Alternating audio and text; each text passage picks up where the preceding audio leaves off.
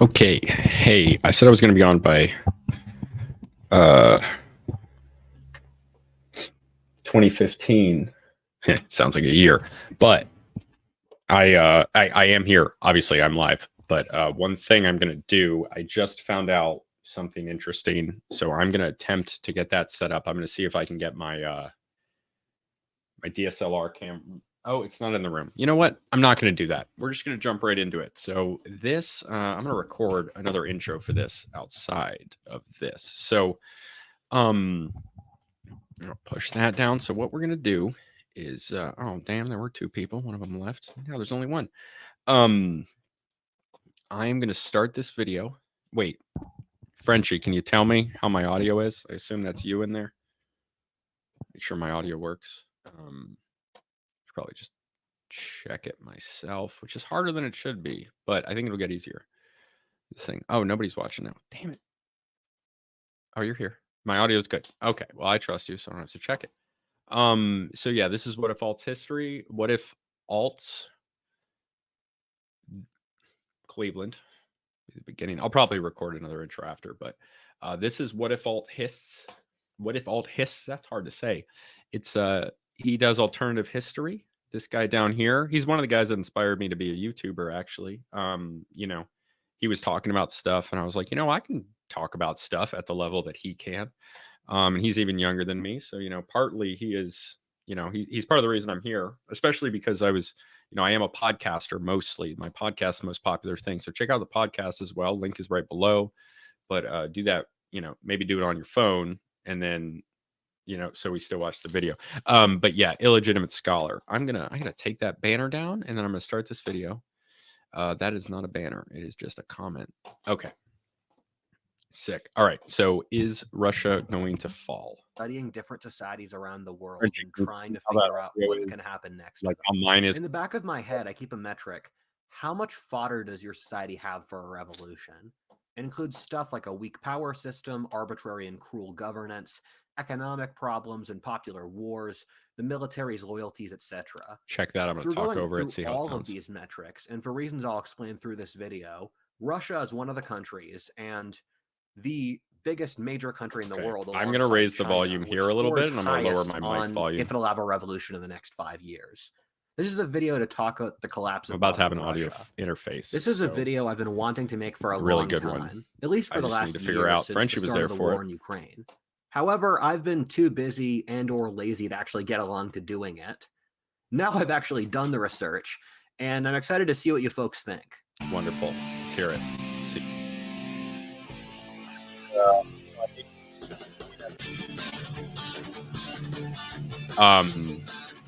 I generally don't agree with everything As a he says. content creator, I but constantly have to worry about getting hacked or having my personal information leaked online with people who disagree with me. Thankfully, I have Optory to automatically detect and remove my personal info. If you guys on Twitter want to jump on, Optory is a data removal service that helps prevent hackers, stalkers, and corporations taking advantage of my personal information. Optory scans and removes your home address, phone, and other private info from hundreds of data broker sites. Data brokers when you buy don't and face sell the information mic, about you you can't from hear me your at all. social Okay, media thank you. activity, Yeah, that's something I need to be records, reminded like your of. license, so I appreciate that. or even in-person places you visit. I want to be able to removing your sometimes info use a from these lavalier sites, you're mic, making like one that just clips on. $9 a month. Protect your online. I'd bet a good amount of money that modern Russia will not survive the next 5 years.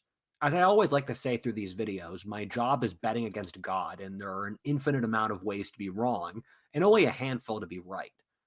Thus, I don't have complete knowledge of Russia's future, but I am confident the fall of Russia is soon. Okay. Through this video, we will investigate the factors leading to this, and hear how... I actually have to back that up.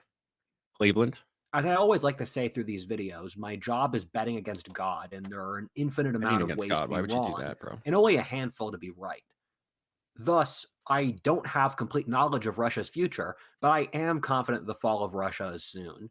Through this video, we will investigate the factors leading to this, why he thinks and that. hear how the modern Russian social order was established as a reaction to the fall of the Soviet Union. That's awesome. Through that, we can see why this social order doesn't have the legs to stand on for much longer. Today's Russia exists in the shadow of the fall of the Soviet Union. And so, to understand how modern Russia works, it's important to see the conditions that Russia had right after the fall of the USSR, which reflect the current political and social structure better than the actual conditions today. When the Soviet Union self imploded, the assumption among the communist elite who made that transition was that Russia, simply by adopting the right policies, could become a wealthy, capitalist, free society like those in Western Europe. However, that turned out to be completely untrue. As I've talked about in my video on Orthodox civilization and the economy, the So- success of This is often like a patronage thing a lot of the times. It's like they had this situation. He's probably going to talk about this, so I probably shouldn't even mention it. But yeah, let's just keep going in that case. certain economic and political policies is contingent upon the society's social structure and development. The thing is that in the Western world, there's a 1,000+ year history of the development of various non-government institutions, such as a free market, church, civic associations, democracy, or more. This means that if you surrender power from the state, that society has evolved various techniques on how to manage it.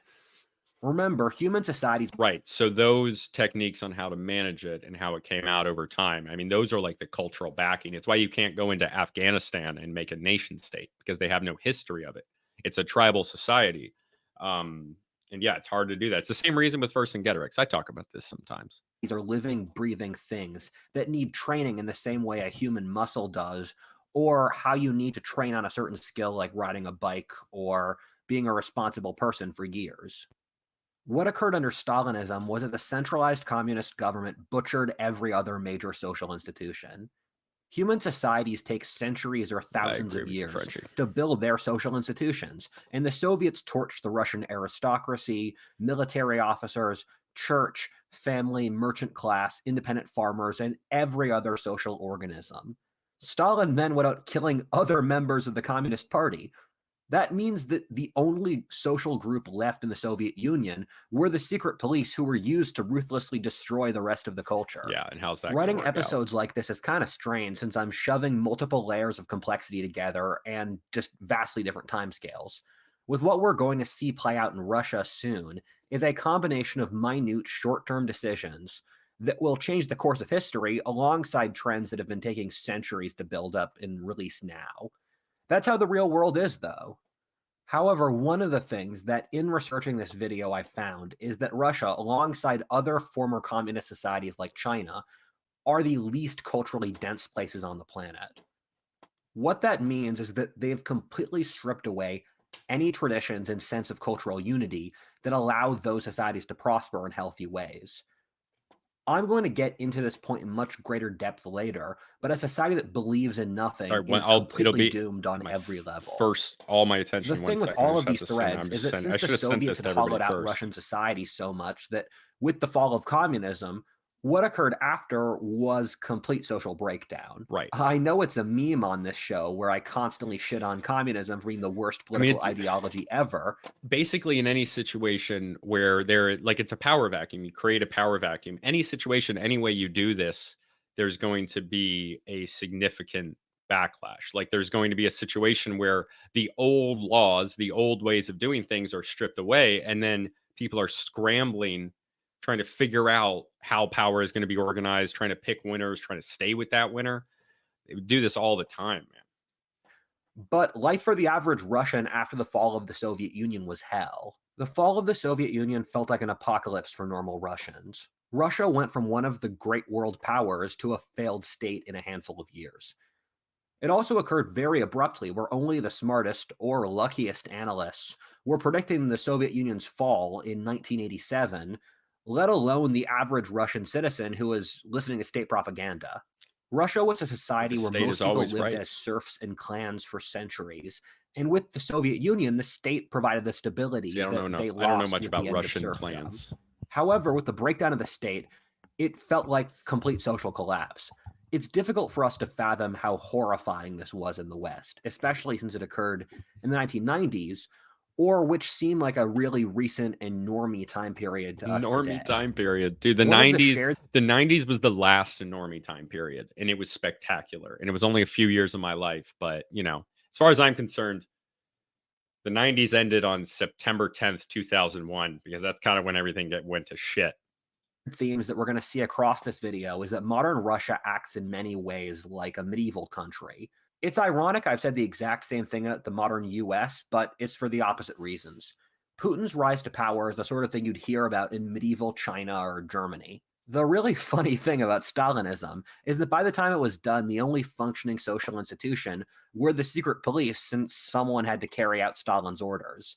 In the same way Did I where the back it up on warrior accident? slave Mamelukes often became the rulers themselves in the medieval Middle East, Hell yeah, as brother. communism fell apart, the secret police put themselves into power. Also, in the Soviet Union, there were two power cliques that dominated national politics: Vultures, man. the Leningrad Right. and Ukrainian factions. As Ukraine gained independence, is it any surprise that a secret policeman from Leningrad got power? Putin got That's into not a power through a surprise. combination of his own talents and luck. See, and this is the point. It's like when there's a central structure that is over everything, all these different commensurate parts, it keeps everybody together. This is why the United States wanted to be held together so much. I mean, you remember the freaking propaganda flag where there's like a snake cut up and then there's a house divided cannot stand. I mean, people were so worried about the same situation that's happening in Ukraine right now, with Ukraine and Russia fighting each other, even though 30 years ago there was a lot in between them. It's like it is brother fighting brother in a lot of cases, you know, metaphorically, but I'm sure there's a few examples of truth, just like there was in the Civil War.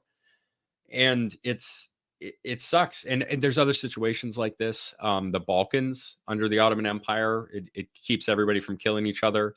Under the Ottoman Empire, most times there were a few individual massacres. Those happen eventually, but populations of Christians and Jews, other minority religions,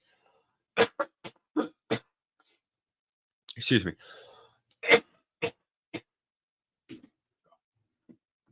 Cleveland, and other minority religions, they were allowed to coexist. They were allowed to coexist, and they were allowed to practice their religions. They just paid some extra taxes, and Muslims weren't allowed to be slaves. But that didn't mean all the Christians and Jews living there were slaves. There were plenty of Christian pagan slaves from not only Europe but also sub-Saharan Africa. That slave trade was very long, but they were also subpopulations that were not enslaved. It's a complicated story that the book All of the Kremlin's Men by Mikhail Zygar talks about, where he was a combination of very capable, but also not assuming or threatening enough for other people in the structure to whack him down. He moved from being the leader of the secret police to replacing the failed civilian government under Yeltsin peacefully and consensually. Much like a medieval king, he was partially placed into power since he wasn't seen as a threat to entrenched interests. But once he did get into power, he proved his durability and independence. Putin's Russia gains most of its power.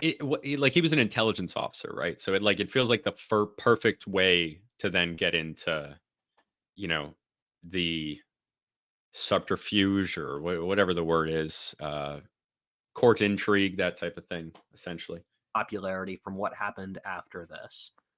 Putin generally pulled Russia together from collapse. He was able to put down the long-standing revolt in Chechnya by establishing a feudal relationship with the local lord. A feudal relationship with the local lord. This is patronage. Hashtag patronage. Shout out Bog Beef all the time. They are fed an exorbitant amount of money. He was able to stabilize the Russian economy, pulling the average Russian from degrading poverty to comfortable working class, even creating a sizable international middle class. After this point in the early 2000s, which globally was the best period of growth ever in human history, Russia did incredibly well. This was largely since resource prices were very high due to the developing world, and especially China was growing so rapidly. At this point, Russia appeared to its own inhabitants and outsiders as a sort of Roman principate, a calm, responsible dictatorship that wasn't that far from being a democracy, but was also set up for massive economic and social growth. However, in 2014, global resource prices crashed, And what people saw was that the Russians hadn't invested any of their money from high resource prices into long-standing industries. There was no incentive in their system for them to do that. And it almost like it has to be at least a little bit intentional from individual actors in the West acting like freaking vultures when they collapsed, and individual actors inside Russia and the former Soviet Union as well. I mean, let's be honest. That could I operate gotta stay on the besides mic. that. And the exact same process occurred in Brazil. And you really see the Russia that exists today come about in the aftermath of the collapse of global resource prices in 2014. The 2008 financial crisis was a giant turning point for Russia because beforehand, Putin's calculation was that the West would help grow their economy and for them to develop as a society. And Putin had very strong relationships with Western leaders, including Tony Blair in Britain, because the West thought that Russia would become a democracy, and they viewed Putin as the person who would shepherd that process. However, after 2008, the Russians made the calculation that the West wasn't everything it was chalked up to be Hmm. because they just blew up their own economies. Yeah, that And was fun, right? Russia then went through a Maybe we're not so process of different after all. separating itself from the West and pushing for its foreign policy in exchange for losing potential economically through integrating through the West. And we start to see Russia's wars in Georgia and Crimea. And the mindset that got Russia into the current Ukraine war in a lot of ways started in the Yeah, so I mean, you really like in situations of extreme disorder, you really need a strong man, or a strong man, and of course, that's a system of patronage. This is essentially after every single like unwilling destruction of a state. So not when somebody has a revolution, not when a nation has a revolution, but when a nation or a country, a civilization, when they are essentially forced to disband or it stops working. When that happens, it almost always goes to a more centralized form of government because it's highly efficient, and at that point, somebody needs to take power, and because it's a time of disorder, it's unlikely for that power to come from an organized vote because somebody has to be established to take that organized vote and to create something that's rational and long-standing and has been vetted. You can't vet it because there's chaos, and something needs to come quick because especially in those situations people really do crave order. They crave order, and it's kind of amazing what people will do to get it. And I think we've seen that in a lot of people I know, the way they've talked about the events. This is being made Cleveland, I'll cut this out of the final cut once I put it up, but of Ukraine, or I'm sorry, not Ukraine. Well, yes, actually of Ukraine, but even worse, Palestine and Israel.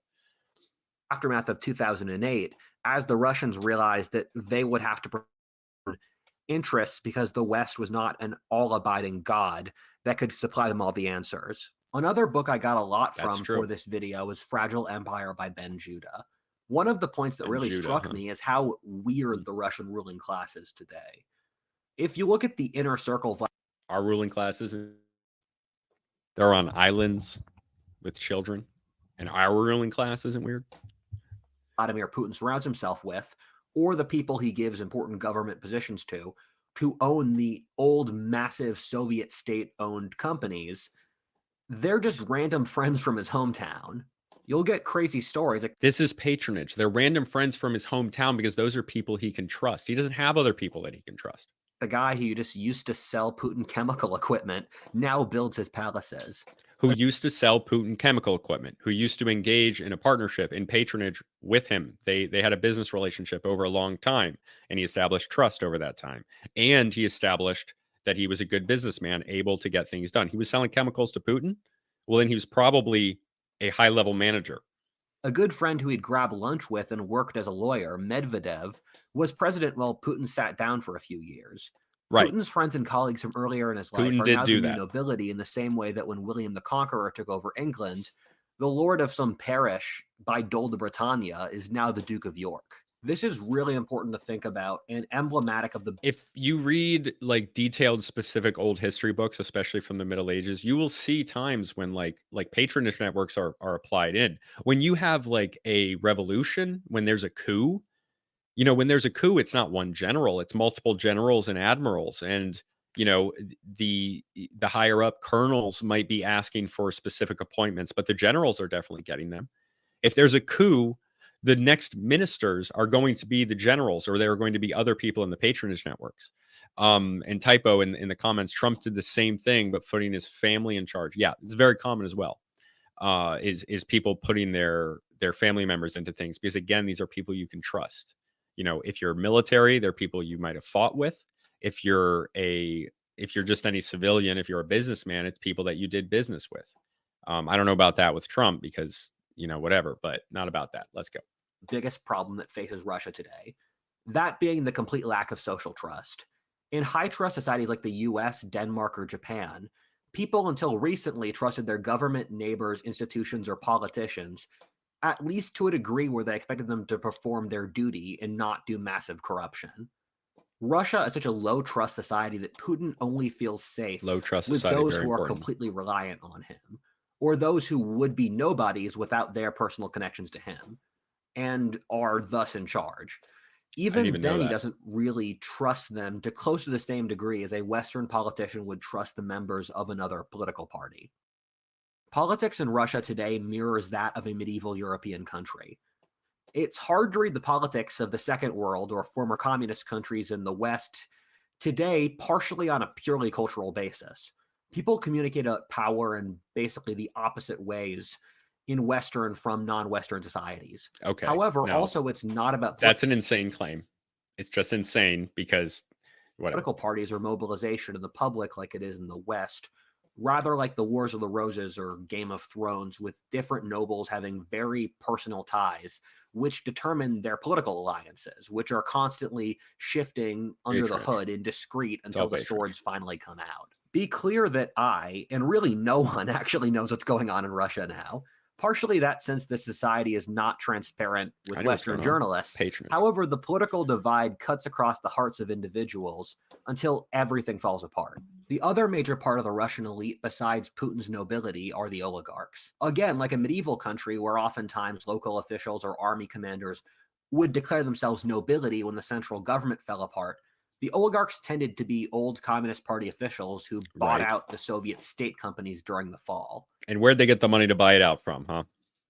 This was done really corruptly, with the auctions for these companies often being held at 3 a.m. in the middle of the woods, so that only those who were in the know could buy them. Since society was falling apart, they often bought these companies for nothing, only for them to become some of the richest people in the world afterwards. Yeah, that's what Under happened. the czars, the czar would play a shell game where he'd either work with the nobility to hold down the population or be the protector of the people against the nobility. This is what Putin's done. He keeps the oligarchs around and works with them, given they centralize power in a way that's useful for him to control society. The oligarchs support the current order since it leaves them incredibly wealthy and powerful. He also periodically destroys oligarchs and shames them to garner support from the general population. In all the books I've been reading for this video, one theme keeps on coming up again and again. A patsy. Modern Russia doesn't pick make somebody any to blame. sense. That statement means multiple things on different levels. People in the West like to imagine that they are the endpoint for soulless consumerism, modernism, atheism, postmodernism, or irony. The truth, however, is that these are pushed much, much further in the former communist or second world. In a lot of ways, the West is more traditional than Russia or China, with more leftovers from older cultural forms like politeness, religion, or... Okay. Older and more traditional are relative to your own civilization. Politeness, he does this sometimes. Like, politeness is very relative. There's different forms of politeness in different cultures. So yes, obviously Russians do not seem polite by American or British standards. Americans don't seem polite by European standards. Americans don't seem polite by other American standards. If you acted the way that people act in New England, in the South, people would think that you're rude. If you act the way that people act in the South, in New England, people are going to think that you're weird. Really, I'm from New England, spent a little bit of my life in the South, and I prefer the South. But yeah, let's go. It's relative. And this is one of my biggest critiques about Whatifalthist, who is someone, again, that I really, really like. I feel like he tends to do this thing that I see where the right will be like, this is reality.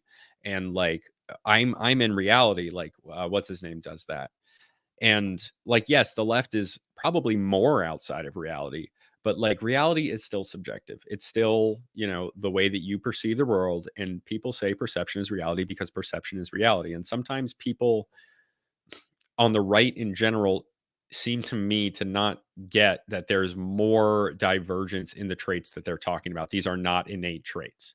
Whereas people on the left don't think that anything's innate, which is worse to me. But they're both bad, and they're both bad in the sense that there's flaws in both of them.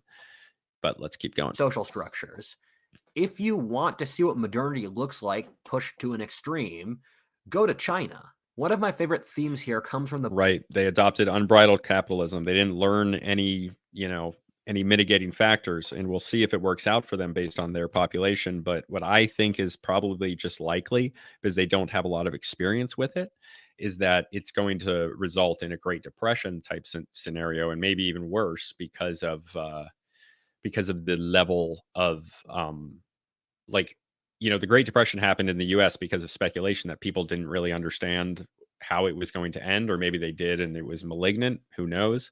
But in China they got all the modern technology, and they started with that with no idea about putting a lid on it. Or maybe they do have a solution that I don't understand because it's in their culture. I hope so, because a collapse in China that I think is logically going to happen, it would be disastrous for everybody, including China. Lots of human suffering is my point, but let's keep going. The book Nothing is True and Everything is Possible. It's about a guy who worked as a film producer in Russia for over a decade, and he talks about Putin's propaganda machine. The thing is, as a person who does work in media full time, I actually have profound admiration for how Putin structured his propaganda. Russia has mastered postmodern Gorgeous propaganda. building. The Russian government purposely sets up controlled oppositions that are dissenting enough to attract people and keep them agitated without actually doing anything. The Dude, Putin government is created around a dozen opposition where else parties. have I seen that? The Russian media will take a series of completely contradictory positions from different points of view in the same day. This succeeds at basically supplying the public with whatever they want without providing a single coherent thing for them to get angry at and rally around. This is propaganda that's perfect for manipulating young people who don't believe in anything. The media control of Russia is just through the news media. Written media and the internet are largely free. The calculation here was that you have to let out steam for the educated classes that tend to launch revolutions, while the normies who actually fight in them can just watch TV. Is that the stated Russians logic? didn't see That's the internet as a ridiculously good big logic. deal when it was being Wonderful formed, word. which meant it was able to get too big for them to regulate it. The Russian government's lack of control over the internet will probably be its downfall. We'll see. Russia suffers Europe's PTSD the worst of anyone. If you look at Europe, you see a society that doesn't really know what it's going Okay, to believe it in and kind is of- dying of ennui. Hold on. It kind Europe of seems has tried following Ah! God, nationalism, paused. leftism, and humanitarianism. It seems like the internet is what's making us collapse. So I don't know what he's talking about. Yeah, and it definitely could be a criticism of American media. 100%. Wild. If you haven't liked the video, like the video, please. I appreciate it. Only to see each fail. Russia has done this the most of anyone. Russia is one of the countries that has had the most trauma ever from a combination of serfdom, the Mongols, the communists, or world wars. PTSD, as I can say from personal experience, sadly, breaks up people's senses of Dude, time. don't share. The world seems chopped up into little discrete This pieces is an that ad, can't be isn't put it? together. This is why I call Russia the broken mirror. Oh, no, it's not. This is Why would shown you in put that Russian in- media, whatever. and as you'll see, the government. Russia is a series of discordant pieces that don't really know how to fit together. The ruling ideology in Russia now is cynicism, but that just doesn't work for the long term. Bro, he just, with no irony, and look, this is fine. I love you, Whatifalthist. With no irony, compared his own PTSD to a country, and it seems like he identifies with Russia because of his PTSD. And that look, that's fine. That's I mean, it's funny to me, but like, it's funny because like your worldview is connecting with a country, and I do the same thing, you know, with Rhodesia. If you dig into what the Russian ruling class really believes, the short answer is nothing. They support the regime since they don't have a better choice. It's a society stuck in time, That's what everything incapable does. of seeing Everyone its does place that. in future or history. Societies like this fall Sometimes I feel apart like he and has break no under awareness. pressure. Russia is one of the weakest and most fragile societies in the world on a cultural basis. The Putin regime makes a big political statement of standing for the vertical of power. This is an idea that Putin has of a vertical line of power like an elevator that That's theoretically also true. stretches from any local police officer, provincial governor, or mayor. This is how It all also goes governments the work, other dude. way, where if there's a local complaint, it will go up to the good czar who will hear and redress the issues that are happening on a local basis. The Uh, vertical of power is a popular am I image for the crazy? Russian regime, since the reality is the opposite. Russia, like a medieval country, is incredibly decentralized. Local bosses have large amounts of power that the centralized government can't remove. Russian institutions like the local bureaucracy, army, police, or gangs operate under their own rule, with the government only being able to distantly adjust them. But we've run the Soviet experiment of extreme top down authority, and the Russians have collectively rejected that. And there's nothing the centralized government can use to motivate people to follow them with their hearts. Russia today is like a Latin American country in a geography where that doesn't work. In Russia, there is no shared social trust, and people try to navigate a low trust environment where everyone is out for themselves. Oh, In Russia, you often have to pay I'm sorry. bribes to drive your car around town, pass a test, I'm sorry. Oh, okay. I no, I see it. I see it. avoid conscription, get a driving permit, or start your business. This is how Brazil or Mexico work. But they keep operating since they're in the tropics, where even if you fail, you won't freeze to death over the winter. And also, since Oh they my don't have god. any external Is that threats. really a reason? In cold Russia, which is stuck in the center of the map, you need to have a functioning society to a much greater degree. The Russians are aware in their souls that once they become incompetent, Wait, do you think because Russia is a secondary power to the US that this helps Putin build a strong coalition because he stands firm against the West? Yes. And he didn't do this until BRICS is happening. There's less support in the West. I think there's been a number of times over the last few years where the power of the NATO and I'm going to call it the, if I'm naming five, it's America, the UK, France, Germany, and Israel. The power from those people, those countries rather, is like collectively been reduced. NATO in the West, their power has been collectively reduced, and there's been a number of times over the past few years where that's been seen. The Afghanistan destruction, the like how badly that went, losing there, the creation of BRICS becoming not only powerful but moving along even more, the rejection of Western powers in China in favor, or I'm sorry, not in China, in India in favor of Chinese ones, the power of the Chinese government in relation to the United States, the Chinese economy in relation to the United States, growing, and more cooperation between other countries. And those are now like those coalitions. It's now obvious that there are gaps in the West power, and it's not like if the West and America was still all powerful enough, if they were still so much more powerful than everyone else, then this wouldn't be the case because the power levels of them in all things like added up, economy, military, all these things added together as a whole, then what then if it's obvious that they can't be challenged, then they won't be challenged. But once they start challenging people and it starts not working, then people push their advantage. It's what's always happens. Once because a strong leader in a country or over multiple countries is what breeds confidence. It's what breeds like not rebelling, not creating something new. If what is happening is working, then you can't organize people against it. But if what's happening isn't working as well anymore and there's other options, then maybe don't use economic sanctions when it's just going to push your enemies closer together. But that's just me. they get conquered, and that weighs on them heavily because it's happened too many times to count. When I look at modern Russia, I see less a country that is actively trying to drive its people into the dirt so they snap back, and rather a regime which just doesn't have enough stakeholders to keep it operating. Russia is one of the most unequal societies in the world, in range with Latin American countries. This means there are a few who are dazzlingly wealthy, and most are poor and have no stake in the society. Russia hasn't really recovered as a real economy since the fall of the Soviet Union. Soviet industries weren't competitive, which meant that when capitalism and globalization got into Russia, the factories and other such jobs just shut down. Russia instead evolved from being a European industrialized country to more like a Saudi Arabia or Brazil, completely dependent upon resource exports to the rest of the world. In Russia's case, this was oil, natural gas, So various like minerals, and real food. stuff. This is a horrible position to be in, given these countries tend to have wildly fluctuating fortunes based off global markets, which tend to It's probably not soar and good. then crash and then again. These countries kind of act like heroin addicts, alternating between blowing money in insane ways in the highs and then collapsing in the bad times. Industrial countries tend to be pretty stably wealthy over time.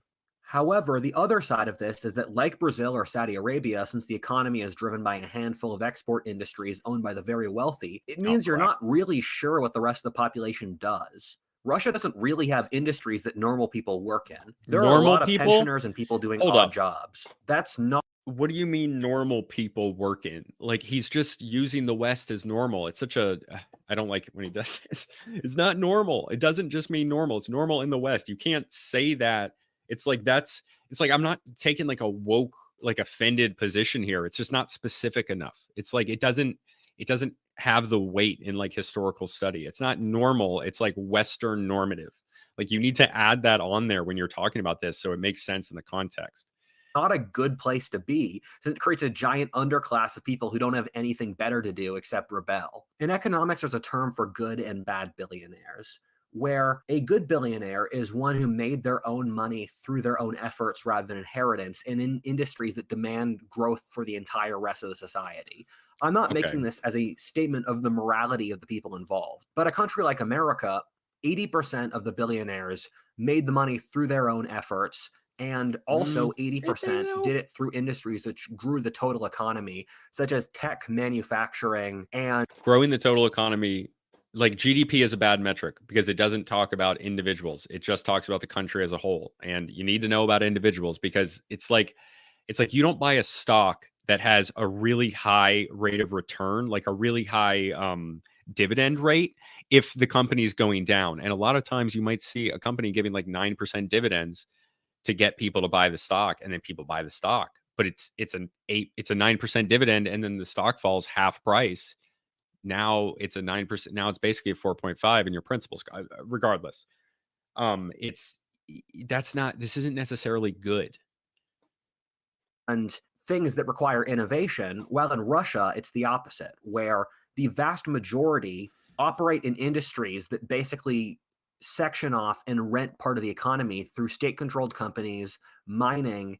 And this creates a sense of envy against the rich in Russia, which isn't comparable in many Western societies. Even for the people at the top, they don't trust the regime. The Russian elite has been trying to flee for over a No one should decade. trust There any are more regime. Russian rubles or currency sitting in bank accounts outside Russia, in places like London, Panama, or Cyprus, than there is actual money circulating in the country of Russia. The Russian elite will probably get delusional, thinking if they remove Putin, they can make Russia a pure plutocracy where the oligarchs run everything, Why would like they think Ukraine. that? However, they will fail to Is that just blind speculation? see how Putin restrains the mob from killing them. Let's compare this with China. China is now more in the Stalin school of dictatorship rather than the current Russian model, which is more like a medieval or Latin American dictatorship. China I wish you would expand on that. is now a Maoist state where the government has massive secret police presence, where the government's very overweening. This would be a good future video, but the Chinese government now is actively grinding their people into the ground and basically telling them to suck it up. Based. However, at the same time, the Communist Party of Not China really. has more legitimacy than Putin's Russia. I don't think any of you can even name what political party Putin's part of. I Probably read matter. a bunch of books on this subject and I forget it now. The Communist Party of China liberated China from the century of foreign humiliations, ushered in the most rapid economic growth ever in human history, made China a great power. Okay, but like Putin has made improvements in his own lifetime as an individual, and obviously so has China, but improvements by the same metrics that he's talking about as being good. So, like, yes, it's the Chinese Communist Party, like just because that's the name of it, but I think people do associate, like, people obviously in China associate current CCP with former CCP. It's not always that obvious, especially over multiple generations. But with Russia, with Putin is obviously like people do consider him a continuation of that good line because he's associated himself with not only the good parts of white Russia, but the good parts of red Russia, the good parts of the Communist Union. And I think he's done a good job of doing that. And he's drawn back to the USSR and the era and how everything was back then. And the good parts about it, reminding people of nostalgia. Obviously, there's horrible things as well, but he's not going to emphasize those. Or with allies in every continent. On top of this, the Chinese Communist Party is a really powerful ruling bloc with 90 million members that supposedly have a strong shared ideology. The coming crisis in China will be much louder and bloodier than that in Russia, given the pressure from both sides is just much stronger, with the combination of the stronger regime putting more pressure onto the population. Russia's collapse is going to be much more confusing. No one can really explain what happened in the Second Congo or fall of Rome. There was just a point when the center lost legitimacy and everything unraveled. Russia is such a low-pressure environment that I see the vertical of power collapsing in the next few years. Now, I don't know. As Russia falls into feudal states and warlords. A major problem for this video is that the sources on feudal states and warlords, why would that's not like, there might be a few places on the periphery, on the frontier, but the Russian identity is still very strong. It's not going to go, like, Russia's not going to go away without extreme outside influence. Like, this is such a big claim that he hasn't like directly referenced why that's going to happen. And there's essentially already warlords. Those are like the lower level officials. Those guys will be there. Maybe they'll have more autonomy, but it's not like Russia's going to go away, and they don't want it to. And what's going on in Russia are absent in the West. I'm basically guessing for the post-Ukraine war period. However, the underlying variables make me confident that Russia is going to fall apart. One of the biggest factors is demographics. Yeah, Russia well, is one of the worst demographics of any then everybody's going to fall apart. I mean, I know that theirs are a little bit worse, but country on the planet. Russia has the same life expectancy as Papua New Guinea. This is one tip-off for me that the society's broken. The reason Russia has such a low life expectancy is not from infant mortality like you'd see in pre-modern or third world countries. It's since middle-aged men are drinking themselves to death from hopelessness. That's pretty awful. Russia is one of the worst aging problems in the world and one of the lowest birth rates. Russia is a society where its inhabitants are trying to leave it as soon as possible through dying and are unwilling to bring more people into it. Analysts like Peter Zeihan or George Friedman have been saying for years that Russia would collapse in the early 2020s. Who does Peter Zeihan work for? I'm going to look this up. Due to these demographic trends finally getting to headway. The thing people fail to understand with aging is that it holistically affects the entire society. Less young people means less people working to support the elderly, less people having children, which makes the problem compound. On top of this, an older population will make conservative policies that won't be able to adapt to change. An aging population is social death by 1,000 cuts. If you look at Russia, you find that their demographics are very similar to China. They have a giant generation in their early 40s who can't have children. For women, this is the end point where you can no longer cope about not being able to have kids. People are animals who are designed to breed first and be rational later. So over history, as you've removed reproductive ability, the society just falls apart. Also, there's this large bracket of men in their early 40s. When you're getting to that age, you stop being able to physically take the hardships of youth. A man in his 20s can work 12-hour shifts 6 days a week, survive off eating ramen and working odd jobs, and still has hope that things could get better. A man in his 40s who spent his life doing that without any hope of something better will start to radicalize and freak out since he knows he has no ability to retire. No, the big hold up, problem hold in up. Russia is a country with old Bro. demographics. He's okay. Most revolutions, most of the people doing it are people in their 20s. Like all the violence in the world, all the revolutions in the world, all the social strife, most of the sexual assault, it's all committed by men between the ages of 18 and 45. And that's basically true of like all world history and like all places, as far as I know. I will test that theory. I will stand by it. I might be wrong, but I'm pretty sure I'm right about that.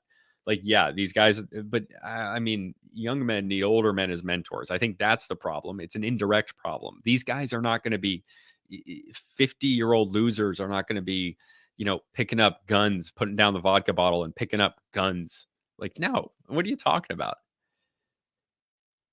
The guy in his 40s going revolutionary after 2 kids and divorce. I mean, yeah, look, these people, yeah, they exist and I get it. And they definitely get radicalized, but I don't think that they're not organizing into revolutions.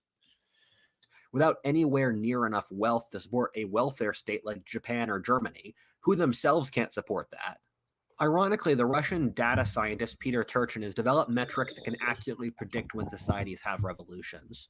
The top three metrics are inequality, wage stagnation, and too many elite aspirants, or more people trying to get to high social status than the society is capable of maintaining. All of these metrics are completely buzzing off for Russia right now.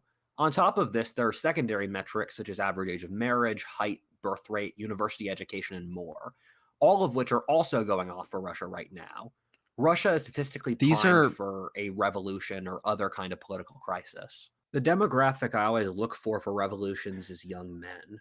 okay. So regardless of like going into the specifics of any of those metrics, it's those metrics are based on the past, right? And they're based on past revolutions and past instability that's happened in a West that was powerful based on those other factors. But there's no reason to believe, and university education is the one that really got me in this case. There's no reason to believe that that's going to continue. That is going to continue to be the case because the next revolutions, the next collapses, very well might be the West, not the East. They might be okay. We don't know that. But like this stuff tends to work in cycles in different places. And I would not look to those metrics. In fact, I would specifically steer away from those metrics because of how associated with Western culture they are. And yeah, that it's obvious that those have come out. That's geez. Young men launch revolutions when they feel hopeless, sexually frustrated, and left out of the system. I see young men in Russia having the same problems today that they have in the rest of the world. These include lack of good jobs and the dating crisis, which I stand by as being the number one driver of revolutions around the world today. In fact, I'd guess the dating crisis is worse in Russia than the West due to higher inequality and That one's feminism probably being a real one, though. weaker, thus allowing more polygamy and hypergamy among elite men. One of the things I find ironic that no one else has thought of is that for starting the Ukraine war, or if China or America have a war over Taiwan, all of these countries are basically signing their own suicide notes. What the Ukraine war has done is it's given Russian men of military fighting age, who are the target demographic for revolutions, military training, weapons, command structures, and a sense of shared struggle to unify them. The only real card the Russian government can pull at this point to motivate its population is Russian nationalism. The problem with that Good. is that the Ukrainians are too ethnically close. As I've said in this video, the Russian-Ukraine war Now that's a good point. That is a good point. would be like if the Union was invading the Confederacy today. The North would see the South as an immutable part of their country, while the South would see itself as an independent nation that went back centuries. Both have legitimate arguments behind them. I support Ukraine since I support weakening America's rivals. Pulling on American nationalism wouldn't work for that kind of war, since they were fighting the ethnically identical Southerners. However, if you're a young guy in Russia today, you just don't remember the 90s, so Putin's big right to rule doesn't faze you. This is a trend we started seeing in 2011 with the Moscow protests, where the younger generation just didn't care that Putin was the hero of the 90s, which must be even more pronounced over a decade later. On top of this, as a young Russian man, you'd basically be looking forward to decades of being de facto slaves to the older generation in exchange for what exactly? On top of this, you're going to be used as Damn, cannon bro. fodder in a useless war against your cousins. I think Damn, the Russian bro. military will mutiny in the next. I think there's something very important here about the demoralization and maybe hatred that would come to a population like the Russians. I don't know what percentage of them are being drafted, but I don't, and I also don't know how they really truly feel about Ukrainians, but I would be willing to bet that a lot of them, the younger, I mean, of course, this is mostly a younger thing, so they don't remember a time when the Ukrainians were within their same country, but like, they're attacking. The Ukrainians are at least just defending. They're defending their homeland, literally, which is very, very important. But with the Russian soldiers attacking, like, who knows how they feel about it? Who knows how they're going to feel about it afterwards? They're probably like many more people who are really opposed to being drafted in Russia, because they're attacking rather than defending. And I don't know how much support there is. It's like, who knows? So much propaganda. Keep going. next few years, and this will be the spur for the collapse of Putin's Russia. We've already seen this partly with the failed Wagner coup. I was watching this video by Real Life Lore, where he makes the opposite case Another that good modern channel. Russia is not on the verge of collapse. Right. I really respect his argument Maybe I for the should do that opposite one, too. position, and I recommend you watch it after Don't to sound hear like the that. other side. However, he makes the valid point, which I wasn't able to believe at the time. Russia was able to successfully redirect its economy away from the West due to the sanctions relating to the Ukraine war Yes. to Asia. This is And literally it's what I meant Russia said, I hasn't think. faced that bad economic losses from the Ukraine war. Russia has in effect become a It was mega right. North Korea But or a rogue at the beginning, actor he said it against was a bad thing.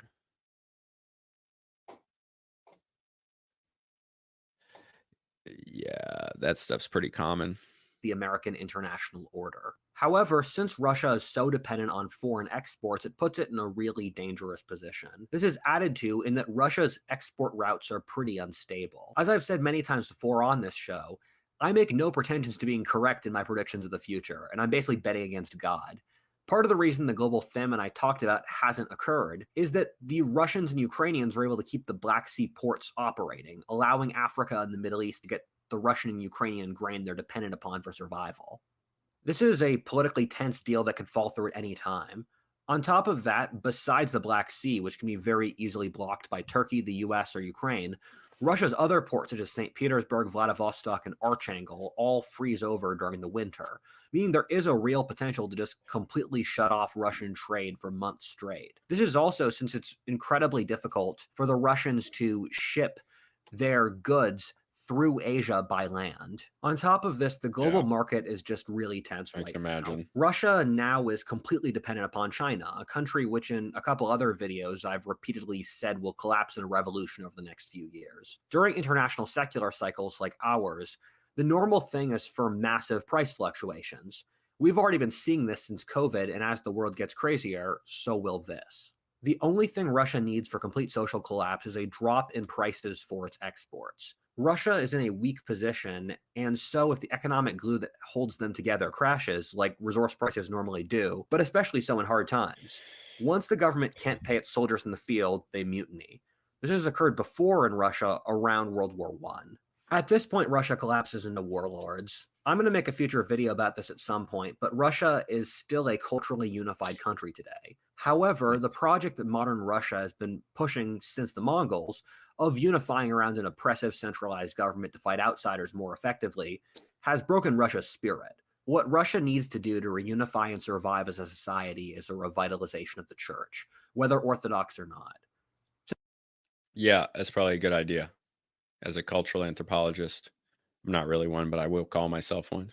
Since the fall of the Soviet I Union, the agree. organization As that has that. gained the most legitimacy and people by far has been the church. No, that's interesting. Russia went from an atheist to a strongly religious nation. Mm. Nations deal with trauma over history through religion. The idea of a loving spiritual world has allowed societies to put together the pain of horrifying trauma. Russia is a broken society, and its government is a representation of that. Hell If yeah, Russia brother. is to pull itself back together, it will need trust, and that comes from a shared mission. It's easy to forget that in the wars against the Mongols and Napoleon, the average Russian fought for the Orthodox Church first, not the monarch. I don't know if the Orthodox Church will be able to fill this spiritual void in Russia. Some other faith, or maybe even a completely new religion, might develop instead. But the void that is modern Russia creates the perfect conditions for a new cultural force, and as I've said in this video, potentially a new civilization. Be sure to watch my video on this topic once I release it. Wait a minute. I thought this episode was brand new, 22 hours ago. Did he just re-release this and I didn't even notice? Because there were some times in there when I thought it was fake. Because that's an old video. Oh, crap. I got bamboozled. I reacted to the whole thing. All right. Well, I did what I came out here to do. So I'm going to end this now. Check out the podcast down below. It's there. The podcast is the main thing. So I'd love it if you went on and downloaded every single episode right now. If you haven't, just click them all, just download all, and then it'll show up on my stats. I'll notice that somebody downloaded all the episodes, and it'll make me happy. And if 2 people do that, it'll be crazy. You can do that. You don't have to, but that is what I would do if I were a second version of myself listening to this. But I care about me the most. Okay, right. I get it. Okay. Have a good night, guys. Thanks.